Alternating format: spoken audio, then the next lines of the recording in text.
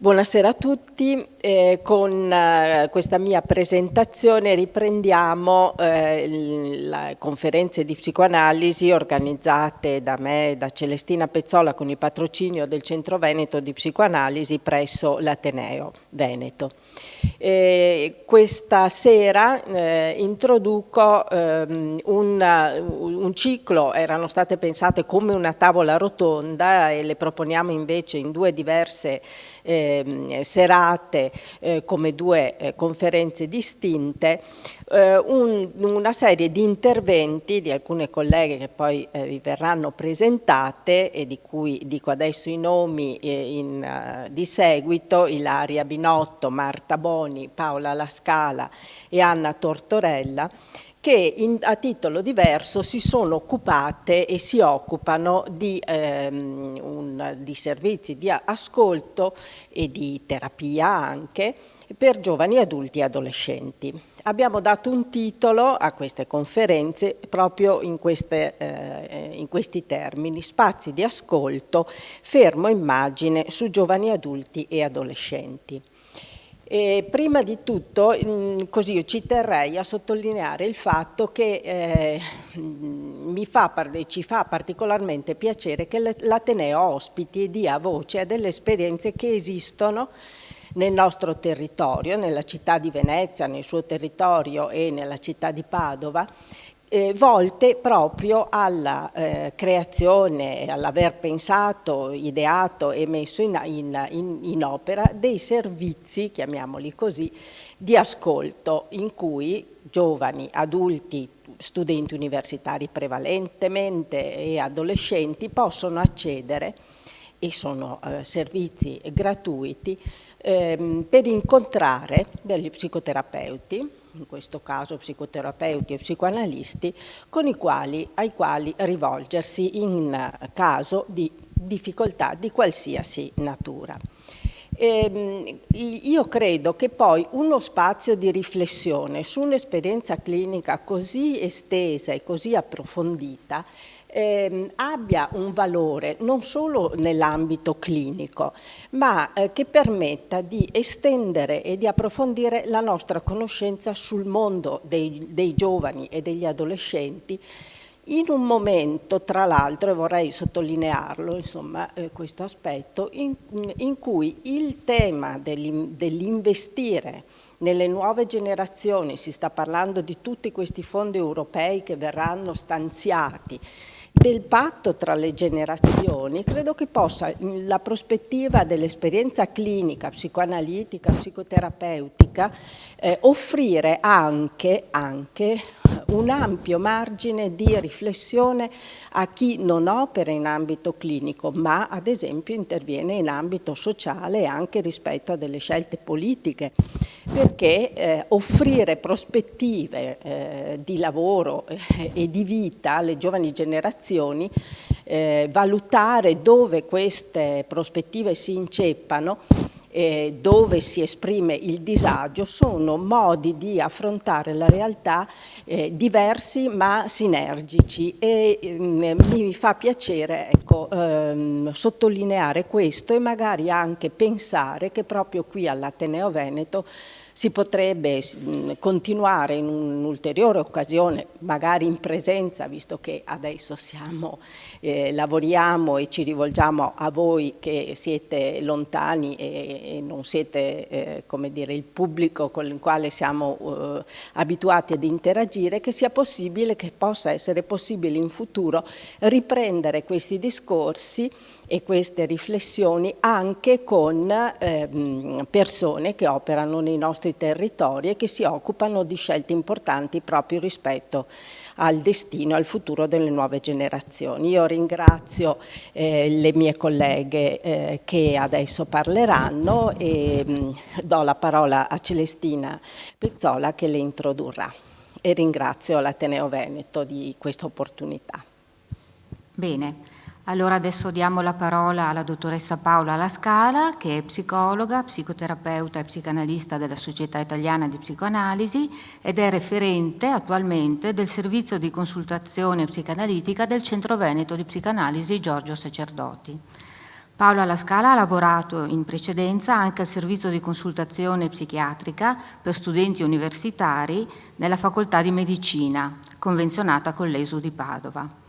La relazione di questa sera si intitola "Nell'indifferenza la consultazione può fare la differenza". La parola a Paola La Scala. Buonasera. In passato mi sono occupata molto del disagio emozionale e psichico della popolazione studentesca universitaria.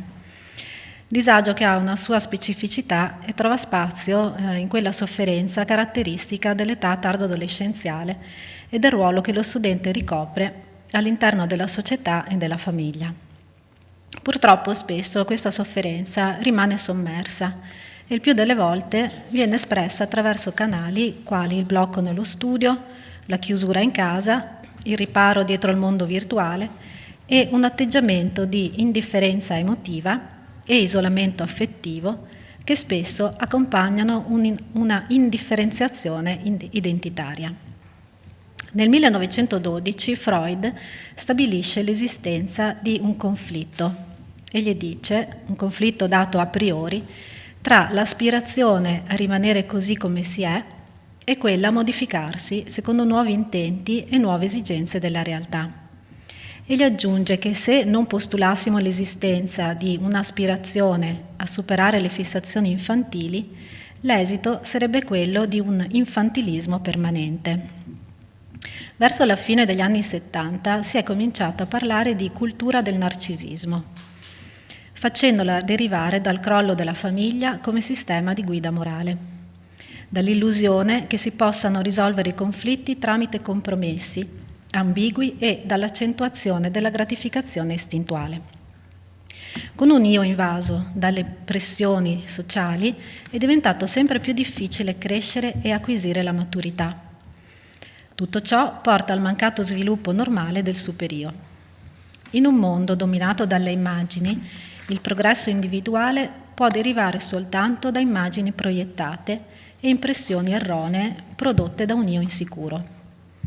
Si tratta di un mondo nel quale è difficile distinguere la realtà dalla fantasia e ciò che siamo realmente da ciò che i prodotti che consumiamo fanno credere che siamo.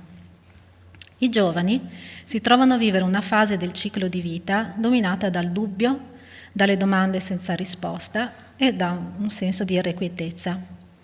Le loro richieste di aiuto seguono quelli che sono i continui cambiamenti della società e la continua pretesa di rimanere sulla cresta dell'onda. Questo comporta un'alternanza tra autonomia e dipendenza, posizioni contraddittorie che il più delle volte coesistono, generando sentimenti di incertezza e confusione, cui viene spesso cercato sollievo o soluzione nell'agire.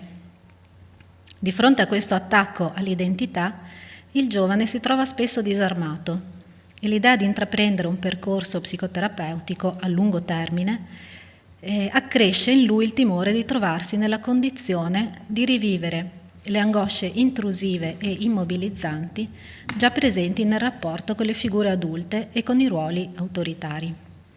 Il giovane adulto si trova impegnato nella ricerca di soluzioni dei conflitti intrapsichici che riguardano il compimento del processo di separazione e individuazione e il raggiungimento di una capacità di poter tollerare quei sentimenti di ambivalenza che a volte sono inevitabili verso situazioni e persone importanti.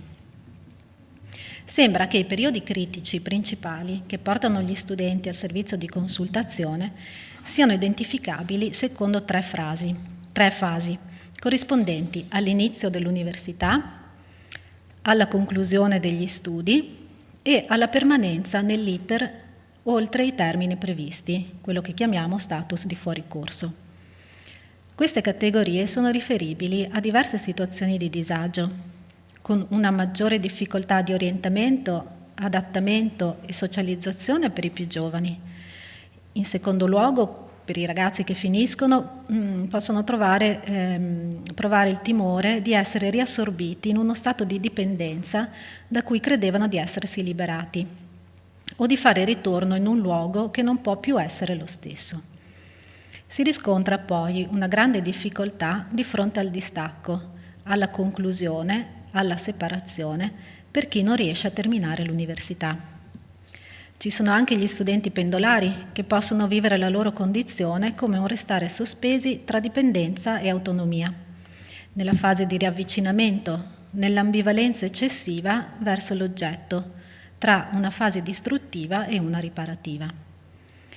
Nella gran maggioranza poi gli studenti provengono da altre città e condividono l'alloggio con altri colleghi.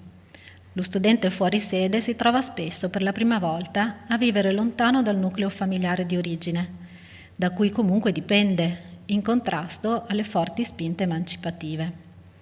A questo si sommano le difficoltà di adattamento ad un nuovo ambiente sociale, che quando incontrano una certa vulnerabilità personale possono fungere da veri e propri fattori stressanti. Tutto ciò rappresenta un momento potenzialmente importante dal punto di vista maturativo, ma può a volte complicarsi. In questi casi la consultazione istituzionale si inserisce quasi sempre in un contesto di prima accoglienza, in cui a volte lo scopo è proprio quello di capire e rafforzare la motivazione a fare un lavoro su di sé. Quando a richiedere la consultazione sono giovani universitari, spesso può capitare che ci si trovi a confrontarsi con persone in genere portatrici di una sofferenza diffusa e apparentemente indefinita, un disagio mentale spesso non clinicamente inquadrabile, legato ad un'identità incerta. Come dicevo, con alcuni pazienti, penso agli stati limite, ma anche all'adolescente o proprio al giovane universitario, il bisogno di aiuto, anche se è autentico, può essere negato, oppure espresso in modo indiretto o con un linguaggio che necessita di essere tradotto, elaborato, trasformato e mentalizzato. I pazienti già pronti ad intraprendere una terapia sono pochi e per questo la consultazione è un'opportunità importante. La sua funzione può essere proprio quella di aiutare il giovane a guardare il momento di crisi più come un'opportunità che come uno stallo, dimostrargli la possibilità di chiedersi con autenticità chi è e cosa vuole diventare. Quando parliamo di consultazione ci si riferisce ad un servizio messo a disposizione della popolazione che consiste in quell'esperienza clinica di colloqui concentrati in un breve arco di tempo. Solitamente si tratta di 1, 2 o 3 incontri, uno alla settimana, che ha come obiettivo non solo quello di restituire un'indicazione o una controindicazione ad un trattamento psicoanalitico o psicoterapeutico o psichiatrico, ma anche di trovare un tempo giusto affinché l'indicazione assuma anche per la persona un significato specifico. Nella consultazione il terapeuta dovrebbe avere la possibilità di utilizzare appieno le risorse del breve intervento, cercando di non vivere con un senso di incompletezza questa esperienza, quindi senza seguire l'impulso a ridurre l'intervento ad una comunicazione di una diagnosi o di una prognosi. La conduzione dei colloqui prevede un assetto abbastanza libero, che non si esaurisca nella raccolta dei dati anamnestici e, quando è possibile, che cerchi di rispettare il metodo delle libere associazioni, con l'intento di creare uno spazio di riflessione, ma anche di sospensione ed attesa, che si insinui come uno spiraglio o una fessura che, sostenendo il dubbio e l'incertezza, permetta l'instaurarsi di forme diverse di pensiero e forse di nuove comprensioni. Si differenzia dalla consultazione che viene richiesta direttamente in uno studio privato, perché in quella situazione il terapeuta è probabilmente disponibile ad intraprendere con quella persona un percorso di analisi o di psicoterapia. E in quella situazione l'elaborazione della domanda di aiuto e la motivazione sono sicuramente meno variabili e sfuggenti. La consultazione consente ad una persona, a volte per la prima volta, di parlare sinceramente di sé, senza essere giudicata, e di farlo con un'altra persona con cui si instaura una breve ma importante relazione. In questo tipo di pazienti diventa fondamentale poter volgere in opportunità quel vincolo temporale che la consultazione condivide con la psicoterapia breve. Questo tipo di interventi, delimitati nel tempo, offrono a questi pazienti, che probabilmente potrebbero necessitare di un aiuto anche più consistente, la possibilità di usufruire di uno spazio comunque importante in questo momento della loro vita. In questo tipo di consultazione viene quindi esplicitato che il consultante non sarà il futuro terapeuta. La consultazione può diventare un ponte teso a favorire l'osservazione e la concentrazione sulla difficoltà della vita attuale, soprattutto con pazienti che per la prima volta hanno l'opportunità di confrontarsi all'interno di un serio legame affettivo con delle prospettive temporali definite che richiedono impegno, progettualità e coinvolgimento. Possiamo pensare alla consultazione come ad un'esperienza che incentra la sua importanza proprio nell'incontro tra terapeuta e paziente. Il giovane che chiede una consultazione non è un oggetto da osservare e analizzare, è un soggetto che entra in relazione con un altro soggetto, l'analista, il terapeuta. Questo incontro inevitabilmente dà origine ad una dinamica emozionale in cui paziente e analista si influenzano l'un l'altro costantemente. Desidero ricordare in questa sede il pensiero di Agostino Racalbuto, analista molto caro al Centro Veneto di Psicoanalisi. Egli diceva che ogni incontro di consultazione è un incontro originario fra persone prima sconosciute l'una all'altra, pur recanti ognuno una propria storia e in maniera diversa una ripetizione transferale.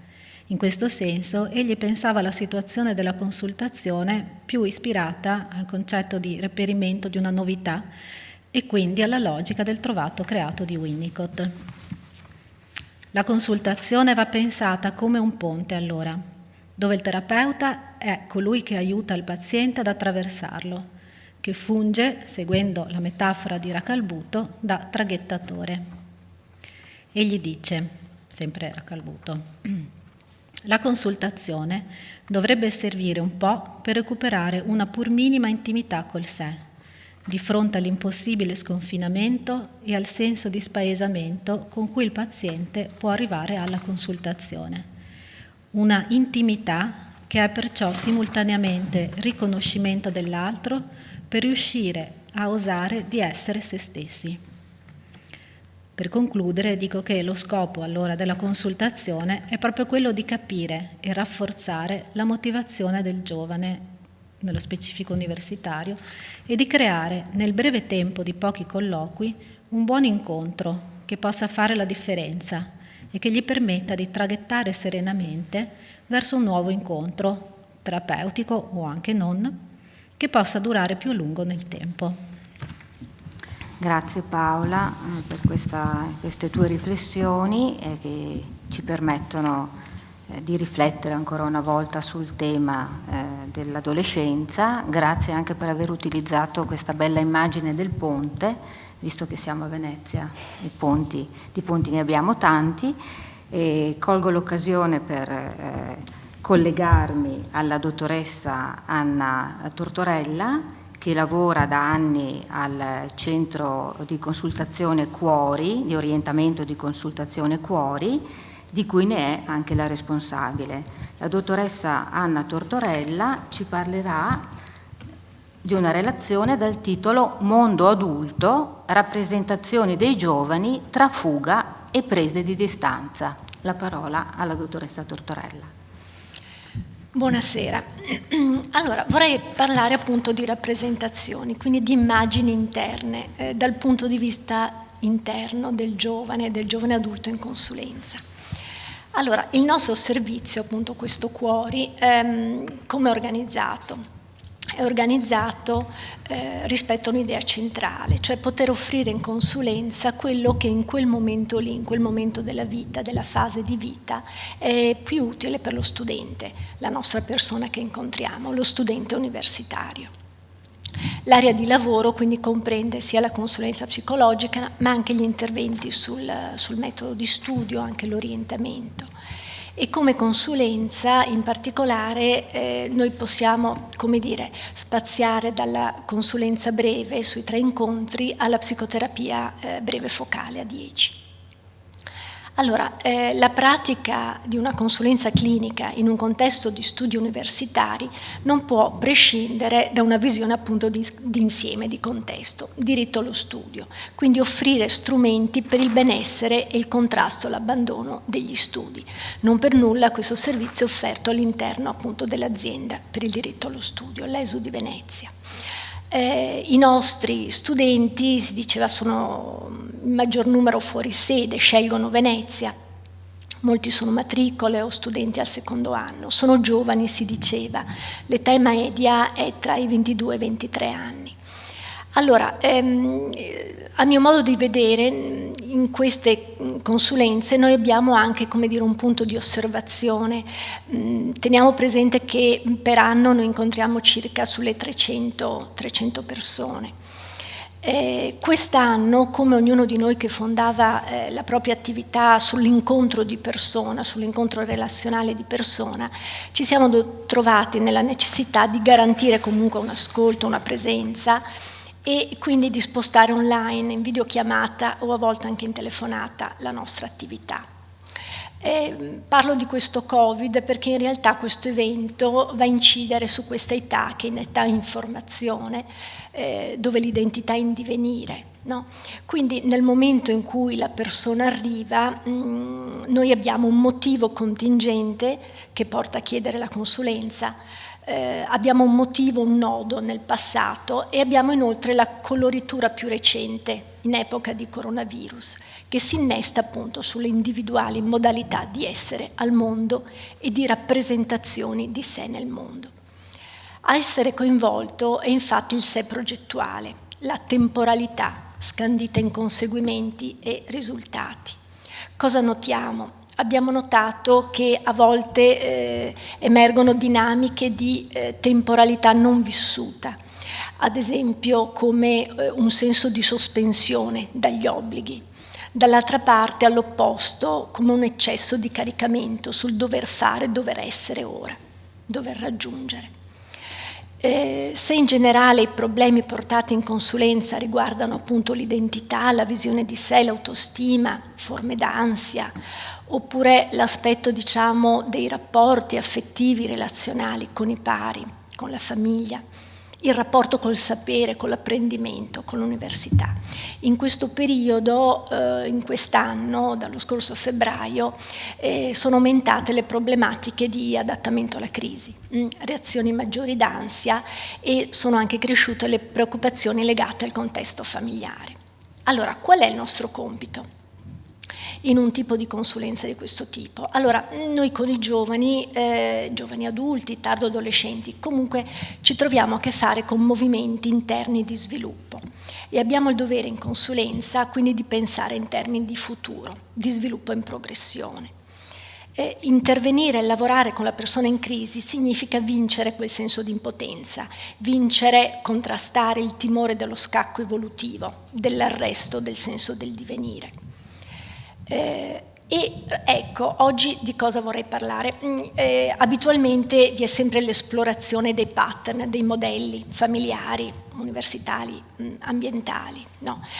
Oggi vorrei soffermarmi proprio sulle rappresentazioni del mondo adulto, del mondo genitoriale e sulla qualità dell'esperienza interna vissuta. Allora, noi sappiamo che la capacità di formare rappresentazioni interne in questi nostri studenti giovani è acquisita, ma può essere ancora parziale l'utilizzo di queste rappresentazioni. Ci muoviamo quindi qui come discorso sul crinale delle rappresentazioni dei vissuti, degli scenari interni e delle figurazioni di se stessi. Rispetto all'immagine o diciamo alla realtà esterna di un genitore che possiamo solo inferire dal racconto dei comportamenti. Concordiamo poi sul fatto che per lavorare su queste raffigurazioni occorre che nella persona si sia stabilita una sufficiente autonomia del senso di realtà, quindi abbia compiuto comunque dei passi evolutivi, no, che lo spingono verso la soglia e l'incontro con la realtà. Allora, il compito del giovane adulto in questa ottica, qual è l'ideale compito evolutivo? Diciamo sull'asse rigidità delle rappresentazioni e dall'altra parte delle sfumature, invece, il compito sembra quello di poter conquistare una mobilità di prospettiva, di acquisire una flessibilità di punti di vista, di uscire insomma dalla trappola ideologica, che poi può diventare patologia, del mantenere dentro di sé drastiche, separate visioni di mondo. Le rappresentazioni interne dei genitori, quindi le immagini che i ragazzi portano in consulenza di quello che sono i loro genitori, e queste immagini che poi vengono create, no, dai vissuti, dalle esperienze lungo le epoche della crescita, queste rappresentazioni, dicevo, ci possono dare una misura di questo percorso di crescita interno. Ora, quello che vorrei portare qui sono alcune osservazioni tratte dall'esperienza. Credo ci possano interrogare come adulti, come genitori, in una società tra l'oggi e il domani, questo futuro. Il tema riguarda appunto queste rappresentazioni. Allora, come vengono raffigurati, come vengono visti questi adulti? Ecco, tra le molte mi colpiva il ricorrere di alcune configurazioni. Vengo subito al punto. Credo stiamo assistendo a un incremento di crisi legate al sé, collegate dalla persona stessa, ma anche a mio modo di vedere, a una rappresentazione dei genitori dei quali si avverte il disinvestimento, il disinteresse per la dimensione del futuro. È un tema che si affacciava via via e non sembrava in realtà riguardare famiglie dove ci fosse un disagio conclamato, una malattia mentale, quindi non sono famiglie che rientrerebbero nelle categorie del disfunzionale. Famiglie normali mandano all'università i figli, spesso appunto sono fuori casa, no? Come i nostri studenti. Ma questi genitori in queste immagini sembrano dare a sé l'avallo per modalità di vita pseudo-adolescenziali, è stato detto anche nelle altre relazioni. Ma a me piace sottolineare l'autocentratura sul presente, sul godimento del presente. Certo, genitori che rifiutano il ruolo di genitori si sono sempre avuti, pensiamo alle dipendenze. Però al di là della nicchia di caso sociale, questo è osservabile più diffusamente, no? In famiglie che verrebbero considerate funzionali dal punto di vista sociale, economico, culturale. Insomma, un'altra forma di dipendenza, l'autocentratura assoluta, la dipendenza da sé. Il legame sempre comunque più forte con se stesso, nella polarità narcisistica. Quindi non solo genitori adolescenti, ma genitori no, sul versante narcisistico. Quindi sappiamo che storicamente nell'analisi dei modelli di famiglia, no, abbiamo il genitore normativo che dà le regole, quello che poi è stato chiamato, definito il genitore affettivo, e ora abbiamo questo genitore che rimane al di qua della relazione, procreatore, biologico, deresponsabilizzato. Nel vissuto dei figli, dei giovani, è un rifiuto di ruolo del genitore. Questo mondo adulto, nei racconti dei giovani, sembra cullarsi in un perenne attimo. Ci sono figure di adultità parziale, capricciosità, indifferenti dell'altro, autoassoluzioni, sottrazioni di stili di vita, anche sottrazioni di spazi di scontro conflittuale, che casomai è esternalizzato. Due scene vorrei portare emblematiche, no? Che mi sembrano rappresentare queste immagini. Il primo, racconto di genitore che intesta l'azienda in procinto di fallire ai figli. Un altro genitore che possiede più auto, di lusso, di marca, lesina sul mantenimento di un figlio all'università, non è così importante. Questo ci interroga sul legato, che eredità le giovani generazioni. Se pensiamo in ambito macro, no? È un po' quello che succede nel nostro rapporto con questa nostra terra, no? Questo ambiente depredato, no? Utilizzato, scartato. Un'altra scena in movimento. Padre, giubbotto, moto di grossa cilindrata, sorpassa il figlio ignaro, e lì in motorino, esibisce un gesto. Non è il solito gioco della esibizione di potenza paterna o di riduzione e inferiorità del giovane, perché è giocato sul campo e con i segnali dell'età giovane. Il messaggio è: io sono giovane, io sarò ancora giovane, tu invecchierai, sei già vecchio. È un gioco di esibizione di valore per sé e di disvalore per l'altro. Quindi è una raffigurazione di un mondo degli adulti così autoreferenziale da occupare ogni dimensione, l'infantile, l'adolescenziale, la giovanile. Se prima avevamo la figura autoritaria, no? Fai quello che dico io, le uscite potevano essere la ribellione o l'acquiescenza. Con la famiglia affettiva ti sosterremo sempre, l'uscita poteva essere più difficile, no? Il nido da cui staccarsi. Ora, con questi genitori più spostati su queste polarità narcisistiche onnipotenti, coprono di sé gli spazi, i tempi dei giovani e fanno sentire l'inconsistenza. Non conti, non esisti. Tu vai bene se, casomai vai bene, se sei come dico io, oppure non sei. Quindi qual è il vissuto interno portato in consulenza da questi giovani? Che tu, giovane, ti senti sottoposto a ruoli, a compiti già scritti. Sei un figurante tutt'al più, sei una comparsa. Io, genitore, rimango al centro della scena. Per te non c'è futuro. Quindi questi genitori, in eterna giovinezza, genitori che si sentono il diritto di raccontare ogni linea dei propri stati d'animo, di umori, di trascorsi sessuali, con movimenti autogiustificativi, con bisogno di riconoscimento da parte dei genitori, dimmi che vado bene. E i rapporti con i figli diventano più complessi, non sono solo piccoli adulti, sono chiamati a essere complici, fratelli minori, sorelle maggiori.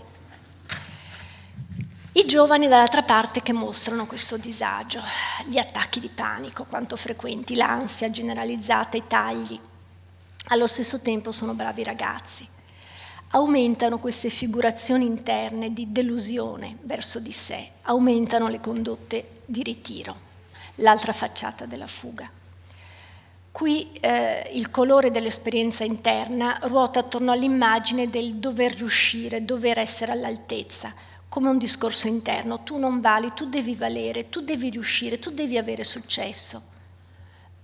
In ambito universitario, ad esempio, questo si può tradurre in un caricamento eccessivo di significato del voto agli esami, come prova di validazione di sé, oppure anche come numero di gruppi, di amici, di appartenenza. Sentirsi incapaci e attribuirsene nello stesso tempo la colpa e la vergogna di non saper stare sul piano del sé ideale. Questo sé ideale comunque non è la spinta maturativa progressiva, no? Diventare se stessi nel modo migliore in cui lo si può essere. Dover essere già ora, già subito. E in realtà vivere lo scarto da questo e sentirsi già uno scarto. Questa è una parola potente, no? Che ha usato anche il Papa. Quindi il discorso sul futuro, il futuro è un tremendo lascito alle giovani generazioni. Certo, poi queste sono le raffigurazioni interne, no? Ma credo ci interrogano. Questo lascito da parte di questo mondo degli adulti vissuto, rappresentato come autocentrato, come autoreferenziale, centrato solo sul presente. Come lavoriamo in consulenza? Che obiettivi ci diamo, no? Per non consegnare i giovani uno sguardo cinico e liquidatorio e come dire, per mettere un pensiero sulle generazioni. Quello che cerchiamo di fare è di lavorare sul limite, il concetto di limite rispetto alle attese. Le attese che la parte infantile serba nei confronti di un genitore, le 1000 prove a cui il genitore viene sottoposto, questa volta sarà diverso. Quindi su riconoscere la possibilità che questa attesa ogni volta delusa di un riconoscimento di essere soggetto e persona. Questa attesa si scontra con la realtà di un'interazione stereotipata. Quindi si può lavorare ad esempio sul far emergere lo schema relazionale, sul poterlo osservare come tale e perché in qualche modo il ragazzo, il giovane, possa acquisire una posizione di sguardo più adulta, ovvero articolata di sfumature. Nel momento in cui è intervenuta, no, questa crisi dettata dal Covid, cosa è accaduto? No? Nel momento in cui questa crisi va a investire non più solo l'individuo, il singolo, non più solo il rapporto in famiglia, no? Ma l'intera collettività. Noi sappiamo nel sociale che come sono diminuiti i casi di violenza esterna, sono aumentati i casi di violenza interna, no? All'interno della famiglia, ad esempio, violenza di genere. Anche tra i nostri studenti abbiamo analizzato, abbiamo visto un aumento di malesseri riportati proprio al contesto intrafamiliare. Ora, si diceva il Covid incide sul senso del futuro, sul senso di fiducia nell'anticipazione degli eventi, su ciò che è esterno, no? La minaccia, il non visibile. Allo stesso tempo, però, potrebbe insieme accomunare le generazioni in uno sguardo dove il futuro può tornare al centro dello scenario interno. Questo futuro può assumere il ruolo importante in presenza proprio dell'evento traumatico che non è più individuale ma è collettivo. Potrebbe accadere che prevalga questo senso di futuro comune, il senso di uno sforzo, di un impegno non solo individuale per raggiungerlo. Come in ogni crisi c'è anche la potenzialità di una svolta, queste sono le basi, no, per lavorare con la crisi nel giovane adulto. Anche questa potrebbe essere un'opportunità, al fine di poter cogliere una relazione diversa tra noi e il mondo, e tra noi e gli altri. Grazie alla dottoressa Tortorella per aver portato l'accento e lo sguardo anche su questo contesto, ahimè, pandemico che peggiora ulteriormente le crisi adolescenziali. A volte può essere anche fonte di riflessione, di un inserimento dello scorrere del tempo che l'adolescenza nuovamente ci ripropone. E a questo proposito vorrei porre l'accento, come ha già fatto la dottoressa Tortorella, anche al contesto familiare, anche ai genitori che comunque, se sufficientemente adeguati, devono affrontare anche loro lo scorrere del tempo e quindi gli inevitabili lutti, le perdite rispetto alla loro giovinezza. Abbiamo un figlio grande, quasi adulto, che va all'università. Ne sentiamo la mancanza, la famosa sindrome del nido vuoto, e questi però sono i genitori che accettano questo scarto generazionale. Ci sono anche dei genitori, come ha ben riportato la dottoressa Tortorella, che non ammettono, devono negare in qualche modo questo scarto generazionale. E sia i genitori troppo normativi, tu devi prendere bei voti, tu devi essere performante, ed esigono queste prove, sia i genitori troppo permissivi, che sono dei fratelli quasi, vorrebbero essere dei fratelli proprio per evitare lo scarto generazionale, siamo uguali, oppure io sono addirittura più giovane, no, non accetto questo. Sono entrambi genitori che intrudono in qualche modo nello spazio privato che si sta costituendo a fatica nel giovane adolescente, e obliterano questo spazio che invece se è uno spazio potenziale, creativo, porta l'adolescente a strutturare un sé autentico e creativo. A questo proposito credo che la consultazione di questi giovani adolescenti, e a volte anche spesso dei genitori, la consultazione può davvero fare la differenza. Vi ringrazio e grazie per l'ascolto.